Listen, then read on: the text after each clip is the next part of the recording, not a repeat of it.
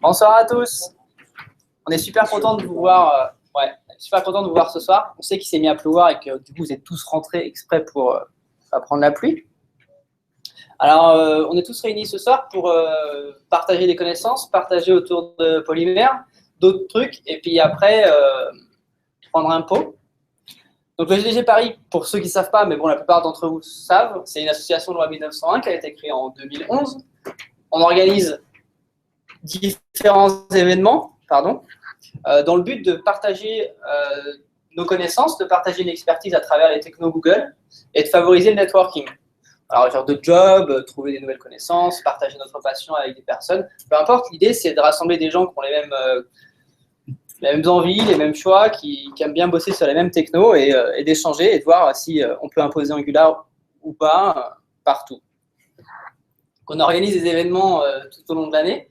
C'est super divers. On a du Google Cloud Platform, on a l'Android Wear, on a eu les retransmissions de la Google I/O, on a eu également un feedback sur la Google I/O, on fait les Chrome Dev Summit, donc ils sont surtout liés à Chrome, AngularJS 2 bien sûr, on a eu Physical Web, il y a eu un talk notamment, vous pouvez revoir sur Internet, sur Physical Web et une super présentation en keynote de fin sur le Physical Web. Si vous ne savez pas encore ce que c'est, je vous invite à aller jeter un coup d'œil.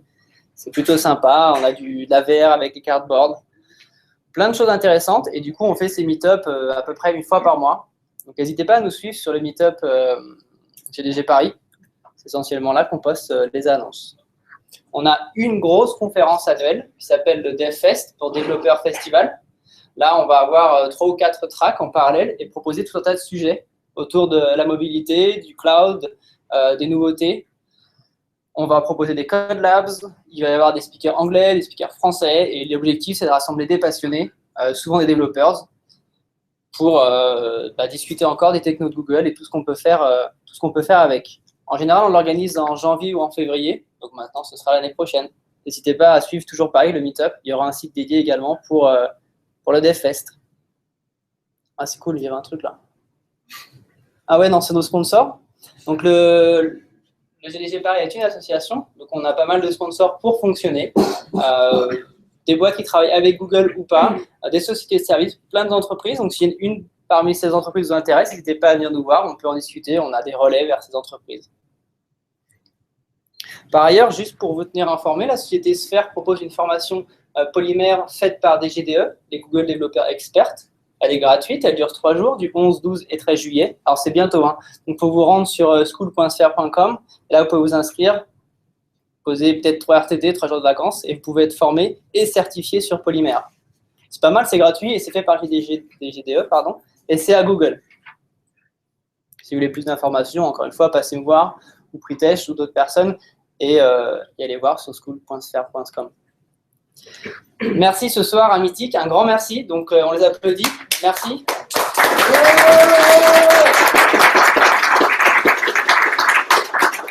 Ils nous accueillent pour la salle, ainsi que la restauration, la collation qu'on aura après.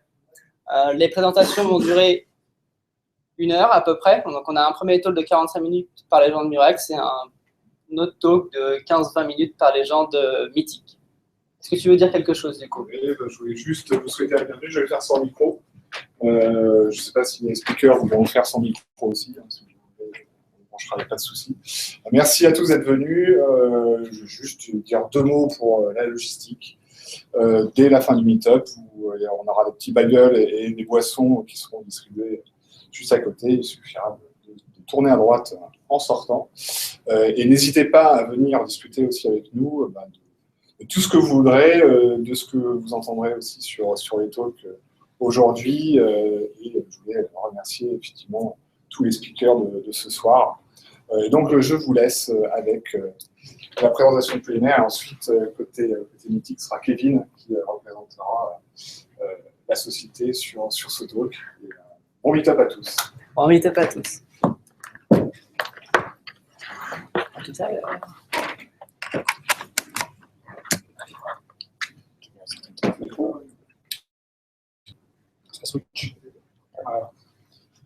Bonjour à tous, merci d'être là pour ce GDG consacré à Polymère. Moi, c'est François. Donc, qui sommes-nous? Alors, il y avait 3 personnes. Il y a le grand, ici, qui est là, il s'appelle Martin. Le moyen, c'est moi, je m'appelle François. Et le petit, il est où? Ah, il est là, il s'appelle Mo. Donc, on travaille tous les 3 à Murex. C'est une boîte de logiciels financiers. D'accord? Donc, nous, en particulier, au sein de Murex, on travaille dans une section recherche et développement pour la conception d'un produit de business intelligence. Et on essaye sur des technos un peu modernes, et en l'occurrence polymère. Donc ça, c'est nos noms. Polymère, ça fait à peu près 1 an qu'on travaille dessus. On n'a pas commencé à la 0, je ne sais plus combien, on a commencé en fait à la dernière Google I.O., l'avant-dernière Google I.O. en 2015, où ils ont sorti une version production ready et on a commencé là-dessus. Alors, c'est le seul truc débile que vous allez voir dans la présentation. Tout le reste sera pas intelligent. Pourquoi polymère? Moi, il y a un truc qui en ayant vu des codes Angular et React, certains codes Angular et React, il y a 2 choses qui m'ont dérangé. La première, c'est que des fois, j'ai vu du HTML sous forme de string. Enfin, c'est ahurissant. C'est comme si on écrivait du Java dans un notepad, et ensuite on était à la ligne de commande avec un Java. Enfin, c'est horrible. Une deuxième chose aussi, c'est l'énorme tooling qu'on doit avoir autour des technos React, Angular, qui sont les plus connus aujourd'hui pour le web, pour finalement avoir affiché un bouton. On doit avoir je ne sais pas combien de package Node, je ne sais pas combien de trucs dans Bower, pour ensuite afficher un bouton, ça compile, etc. En plus, par exemple, dans Angular 2, c'est en TypeScript, ça va générer du JavaScript qui va être source mappé, etc. Ça ne marche jamais. Enfin, moi, en tout cas, le source map, ça ne marche jamais, avec Babel, en tout cas. Donc, tout ça fait que, je ne sais pas, c'est très brouillon pour moi, pour tout ça. L'idée de Polymère, c'est de casser tout ça.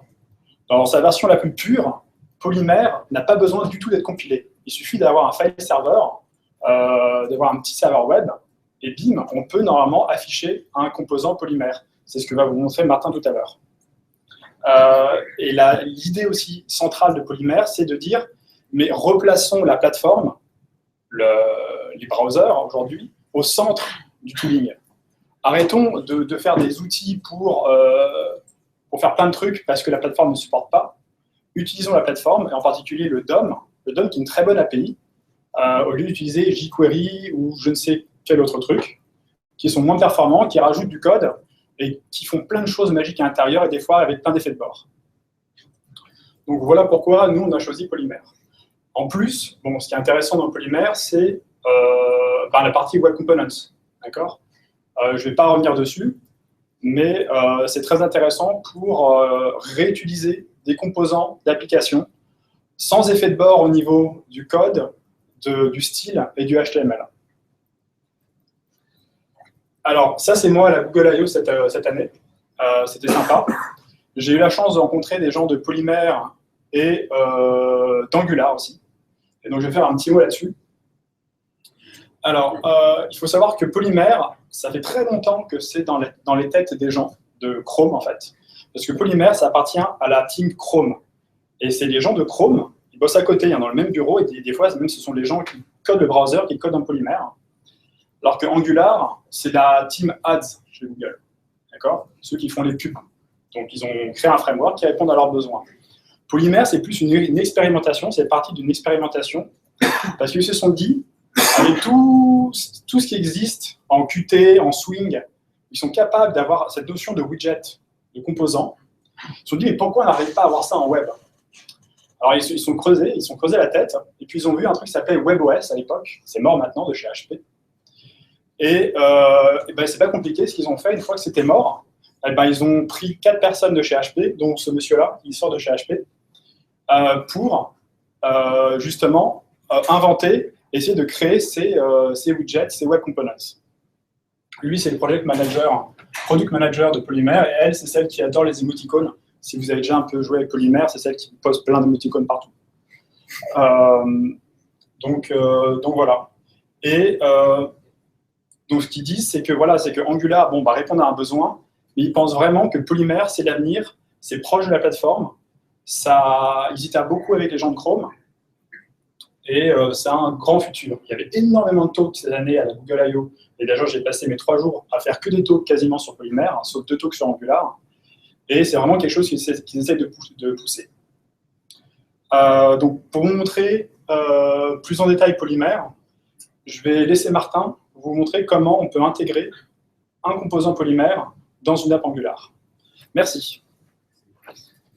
Donc oui, ici, le but, c'était de montrer qu'on n'a pas besoin de partir d'une application from scratch pour pouvoir utiliser Polymer.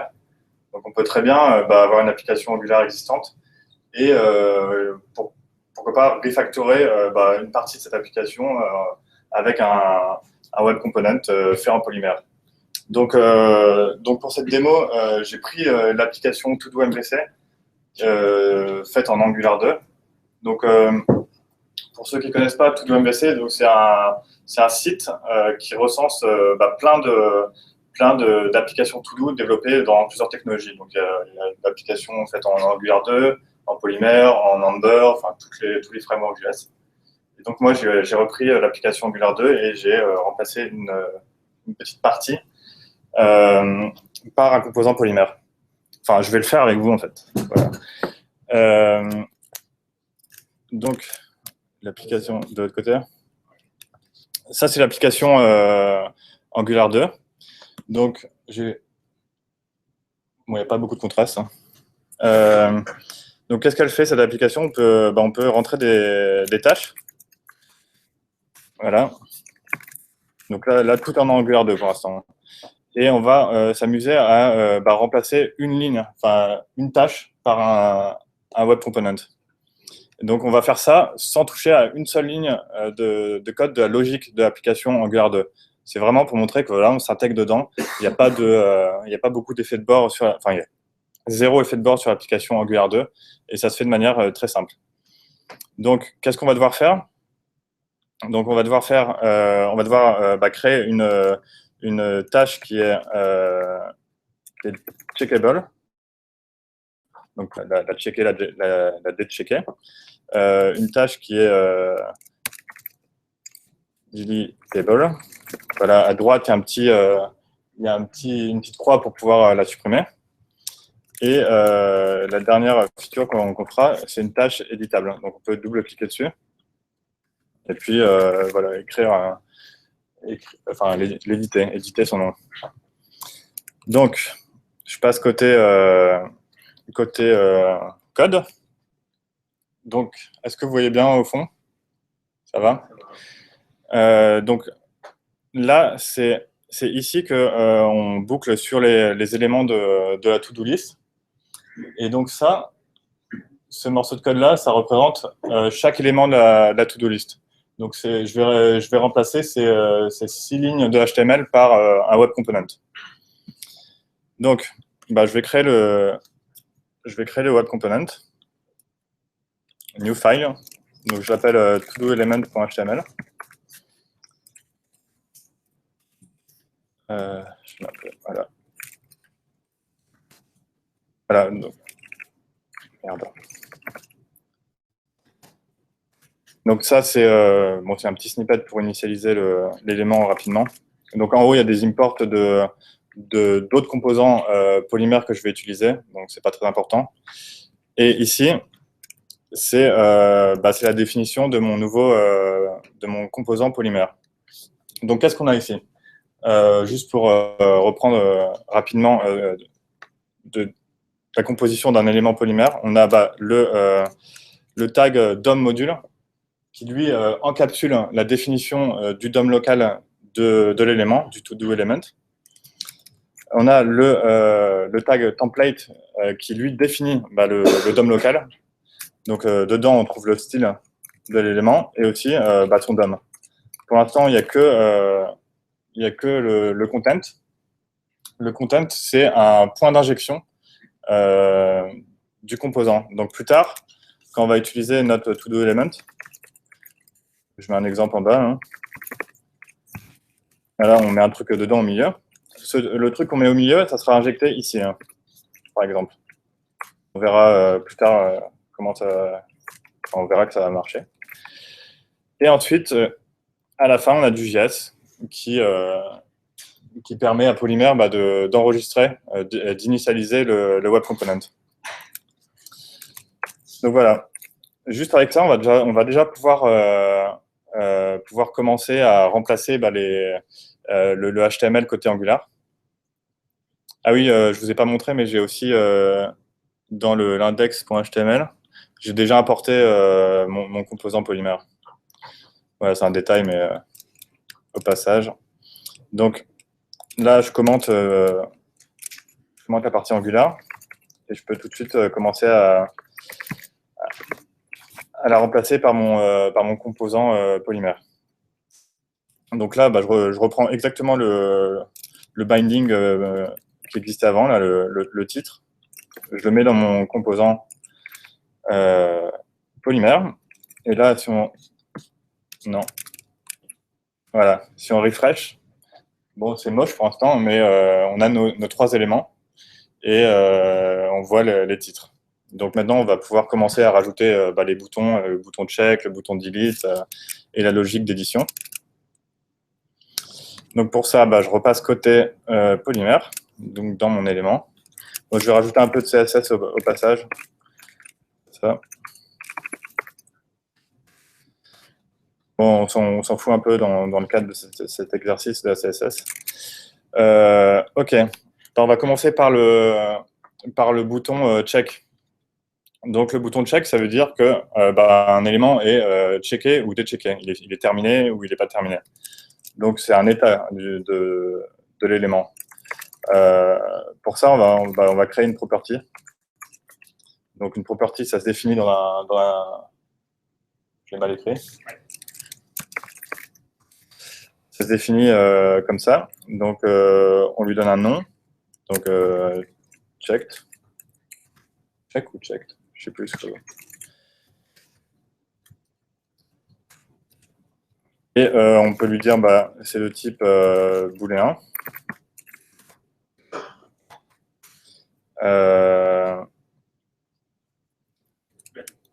Ouais, une valeur par défaut. Et on lui dit, reflète la valeur sur l'attribut de mon web component. Donc par exemple, quand checked sera true, mon élément, mon to-do element, il aura un checked, comme ça par exemple. Voilà. Et quand il sera false, il sera automatiquement enlevé. Ce que ça fait. Et on va s'en servir dans le style, dans le style de l'élément. On verra un peu plus tard. Donc voilà, on a notre propriété checked. Et on va pouvoir créer notre bouton checked en utilisant cette nouvelle propriété. Donc pour faire le bouton, j'utilise un paper button. Donc c'est un web component fait en Polymer. Donc ça c'est un détail de CSS.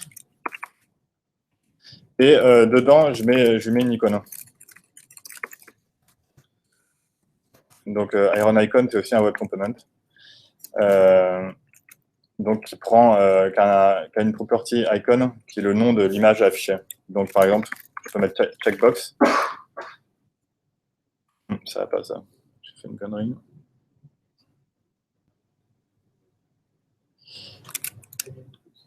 Comment? Ah ouais.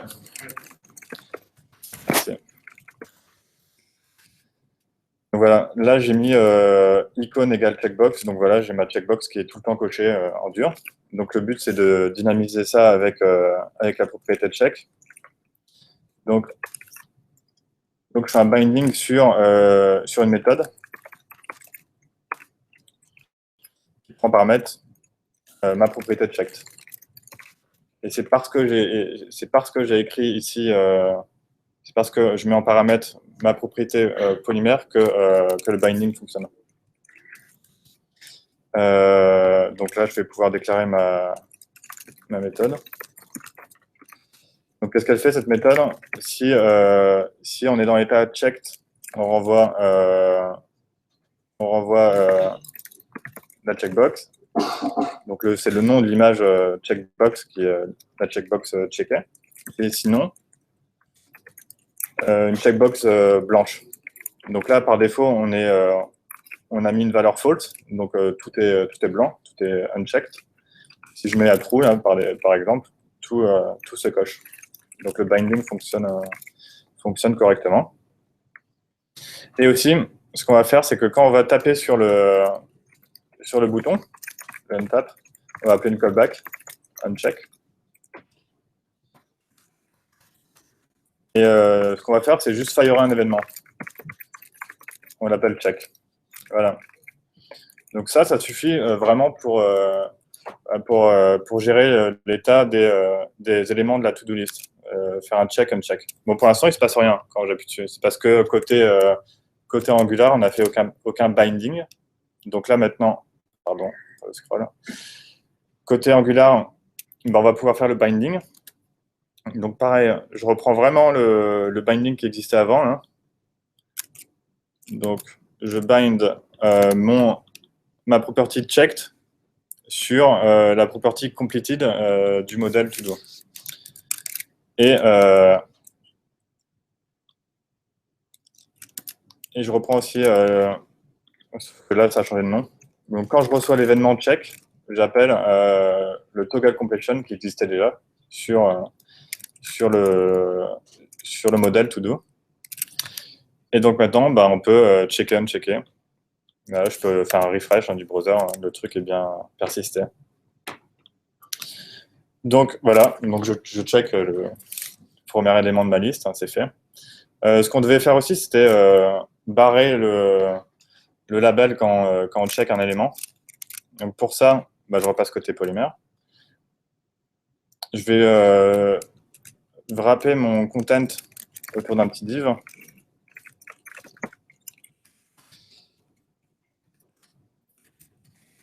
Class title.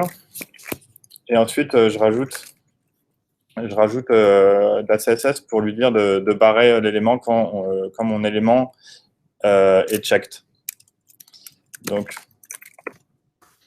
voilà, je lui dis quand le host, donc quand le to-do element est checked, alors bah, les éléments qui ont la class title, bah, tu les barres. Donc voilà. Donc c'est à ça que sert le reflect to attribute. Hein. C'est pour pouvoir, par exemple, l'utiliser comme ça. Donc voilà. Maintenant, bah, je vais faire la même chose à peu près pour l'élément delete là, qui est à droite des lignes. Donc je rajoute de nouveau un paper button. Pass button aussi. Quand je vais taper dessus ou cliquer dessus, j'appellerai la callback onDelete. Et dedans, je mets une icône aussi qui a l'image close. Bah, le onDelete, il va aussi faire un petit événement qui s'appelle delete. Donc voilà, là on a les boutons, il ne faut rien, il faut juste binder l'événement delete côté Angular. Hop, on passe côté Angular. Je vais passer des lignes. Je vais retourner la ligne pour que ça soit plus visible. Donc, il était où le truc? Voilà, c'est lui. Donc ça, c'était le binding qui existait. Bon, maintenant, moi, j'utilise un événement qui s'appelle delete. On appelle la méthode remove. Donc, je vais essayer là-dessus. Hop, voilà, ça fonctionne bien. Et voilà, donc voilà, ça c'est fait. Et dernière chose à faire, c'est de rendre un élément éditable. Donc qu'est-ce qu'on veut faire? C'est que quand on clique sur un élément, c'est cacher le titre, afficher un input à la place et pouvoir éditer l'élément dans l'input. Donc ça implique aussi l'ajout d'un état au composant. Est-ce qu'il est en mode edit ou pas? Donc je rajoute une property donc, qui s'appelle edit, qui est un booléen. Par défaut, on le set à false. Et quand la valeur de ce booléen change, eh ben, on va appeler une callback. Donc c'est ce que ça veut dire observer edit change. Donc, ce que j'avais dit, c'est qu'on voulait cacher le titre quand on est en mode edit. Donc là, je rajoute un petit peu de logique ici. C'est lequel? C'est pas ça. Voilà. Donc voilà, quand je suis en mode edit, je le cache. Et quand je tape dessus, quand je clique dessus, je fais un toggle sur la property edit. Donc si c'est à true, ça passe à false et vice versa. Et donc quand c'est caché, quand le titre est caché, on va afficher un input. Donc un input, ça peut être fait avec un paper input, donc fourni par Google. Donc j'affiche quand je suis en mode edit. J'ai divers callbacks. Donc quand je perds le focus, mon édition se termine. C'est là où je vais dire, ah bah voici la nouvelle valeur. Je prends la nouvelle valeur et je la fire avec un événement pour que je puisse récupérer la nouvelle valeur côté Angular. Et voilà, aussi quand j'écris, je check si j'appuie pas sur Entrée pour terminer l'édition. Donc bah, je ne vais pas implémenter toutes les callbacks, hein, je les génère. Voilà. Donc voilà, ce qu'il faut juste regarder, c'est ça. C'est quand on termine l'édition, je fire l'événement edit avec comme valeur la valeur de mon input. Donc là, on peut déjà essayer. Ah oui, là, il y a juste un petit truc à faire. Voilà, donc là, je peux l'éditer. Bon, il ne se passe rien, ça ne marche pas parce que j'ai fait aucun binding côté Angular. Donc, côté Angular, hop. Je vais prendre le truc qui existe. Oh non, je vais le générer comme ça. Voilà, donc quand je reçois l'événement edit, j'appelle la méthode stop editing qui existait déjà, hein, sur le modèle to-do et comme nouvelle valeur, je la récupère via l'événement en fait, que j'ai firé côté polymère. Donc on teste. Voilà, ça fonctionne. Donc ça, c'est fait aussi. Donc voilà. Là, ce qu'on a fait vraiment, c'est on a dégagé ces 6 lignes de HTML qui sont vraiment un bloc, qui ne sont pas réutilisables ou quoi que ce soit. On les a remplacés par un web component qui, lui, est vraiment réutilisable. Il encapsule son style et sa logique. Il n'y a pas d'effet de bord avec le reste de l'application parce que, voilà, Shadow DOM, etc. Donc, c'est vraiment ça que je voulais vous montrer, la puissance des web components et de Polymer. Donc, faut pas. Et ce qu'il faut aussi noter, c'est que voilà, j'ai rien transpilé, j'ai rien fait de magique. Le truc marche directement. Donc, c'est ça qui est vraiment sympa avec Polymer. Et oui, moi, ce que je m'étais dit, ce que je m'étais demandé, c'était comment le binding fonctionne si bien et directement entre Polymer et Angular. Donc, je me suis un peu penché sur la chose. Et je vais vous expliquer maintenant comment le data binding fonctionne côté polymère. Donc, on a vu tout à l'heure. C'est comme ça, ouais. Ça lag, non? Ouais, ça lag. On a vu tout à l'heure que je déclarais mon composant de polymère avec un tag de module, un template, etc.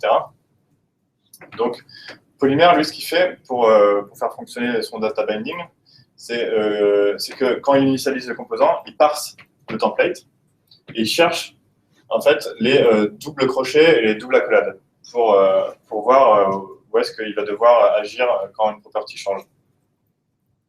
Donc là, il parse le truc, il trouve une première paire d'accolades. Hop, avec ça, il crée ce qu'on appelle une property effect. Une property effect, c'est un objet qui décrit l'action à effectuer quand une propriété change. Donc là, quand la propriété checked change, la property effect, elle dit il faut que tu mettes à jour la property icon du node Iron Icon qui est ici. C'est juste ça. Bon, c'est un peu plus, l'implémentation est un peu plus technique que ça, mais vraiment c'est ça, ça veut dire ça. Ensuite, il continue à parser, il en trouve un deuxième. Et là, ça veut dire, il faut que tu mettes, quand la property edit change, il faut mettre à jour l'attribut hidden du div qui est ici. Donc voilà, pour chaque property, Polymer parse ce truc et crée des property effects. On va voir après comment elles sont utilisées. Donc, voilà. Donc là, on a notre élément, Polymer. Donc pour chaque property qui est ici, Polymer, il génère un setter derrière. Donc là, j'ai réécrit le setter version simplifiée. En vrai, il se passe plein de trucs, c'est pas lisible de toute façon. Mais c'est pour vous expliquer à peu près comment fonctionnent les property effects. Donc là, c'est le setter, plus ou moins, c'est le setter généré de la property checked. Donc, qu'est-ce qui se passe quand on set une nouvelle valeur sur checked? Hop, on arrive dans le setter. Lui, Polymer checked pour savoir si la nouvelle valeur n'est pas égale à l'ancienne. Si c'est le cas, il s'arrête ici, il n'y a rien à faire. Si la valeur est nouvelle, et il boucle sur toutes les property effects de checked. Et pour chacune d'entre elles, il va appliquer, ce qu'elle veut dire en fait. Met à jour l'attribut, met à jour le contenu du tag, ou, ça dépend de ce qu'elle fait. Et ensuite, ça continue. Si la property checked elle a un notify true, il fire un événement pour dire que la valeur a changé, etc. Ah oui, je vais vous montrer aussi ce qui est sympa avec les property effects. C'est qu'on peut vraiment le voir dans le debugger. Par exemple, là, je vais sélectionner mon élément polymère. Donc, petite astuce aussi, moi, je ne la connaissais pas il n'y a pas très longtemps. Là, je sélectionne un truc dans mon DOM et je peux tout de suite manipuler le node sélectionné avec $0. C'est assez pratique. Et donc, je peux faire $0 underscore property effects. Là, j'ai les property effects de mon élément polymère. Donc, on a, par exemple, les property effects de checked, qui, la première, c'est une annotated computation. C'était celle de icon égale, je vais vous la montrer, ce sera plus simple. C'est la property effect de ce truc-là. C'est un truc computé, en fait. La deuxième, par exemple, c'est reflect, parce que le checked, il a un reflect to attribute. Donc lui, il va savoir qu'il doit mettre à jour l'attribut sur le host. Donc voilà, c'est vraiment un truc débugable et visible dans les DevTools. Comment? Ah ouais, dernier truc que je voulais montrer. Pour ça, je dois définir un petit observability. Je vais vous montrer comment on passe du côté Angular au côté polymère. Donc là, je définis juste une callback quand la propriété checked change.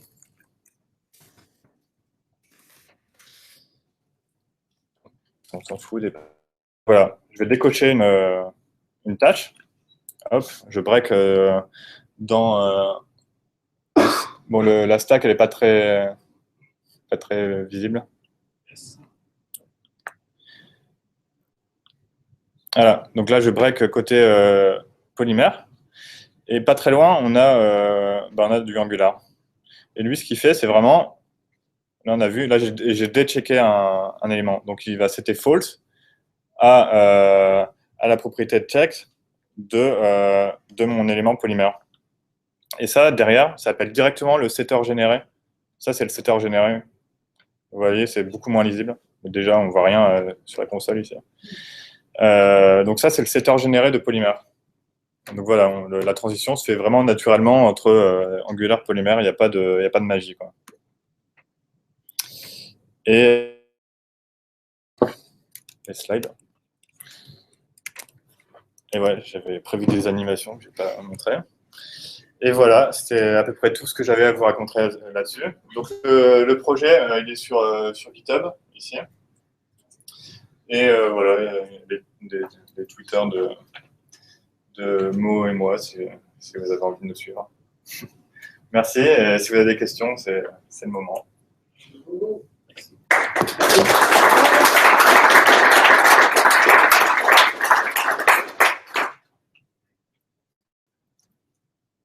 Ouais. J'ai une question, je n'étais pas là au début, je ne sais pas si j'ai tout vu, mais concrètement, à part le style encapsulé, c'est quoi l'intérêt par rapport à une directive 1.3? Ouais, François il a énuméré les avantages selon nous. C'était, je te laisse les reprendre. C'est quoi Alors, les avantages de polymère par rapport à Angular. En gros. Moi, j'ai l'impression que le polymère component qu'on a créé, il aurait très bien pu être créé avec une directive simple. Pourquoi mixer le truc Alors, ouais, donc tu as l'encapsulation. Derrière, aussi, dans le browser, quand le browser supporte les 4 ou au moins 3 des spécifications du Web Components, il enregistre le template et derrière, il peut faire des trucs.